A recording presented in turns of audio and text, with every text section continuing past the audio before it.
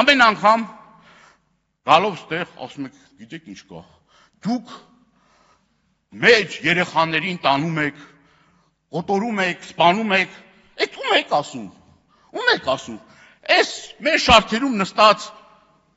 Պետրոս Մեղրյան, Շահեն Մեղրյանի եղբայրը, Արցախի հերոս, Պետրոս Մեղրյանն եք ասում, Ասպրամ Կրպեյանին եք ասում, որ Թաթուլ Կրպեյանը նռնակը պայթեցրել է, Իրանա պայթեցրել է, ոչ թե ուրիշի երեխային է պայթեցրել, Իրան պայթեցրել է հայրենիքը պահելու համար։ Գեգամ Մանուկյանին եք ասում, որի որդին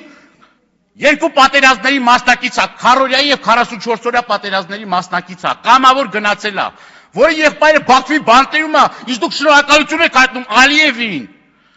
Շնորհակալություն եք հայտնում Ալիևին, ինչի համար եք շնորհակալություն հայտնում Ալիևին։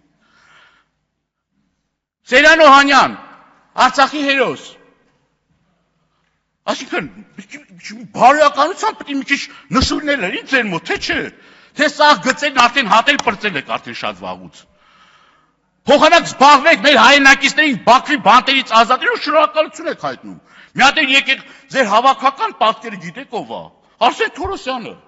որ հմեկում ասում է, գիտեք ինչ, եկեղեցի դե քանդել են էլի։ Ինչ եք ընկել հետևից։ Քանդել են։ Եկեղեցի ինչ եք, մի հատ էլ բան եք անում, եկեղեցի բան։ Մենք Ղարաբաղյան շարժում փակել ենք,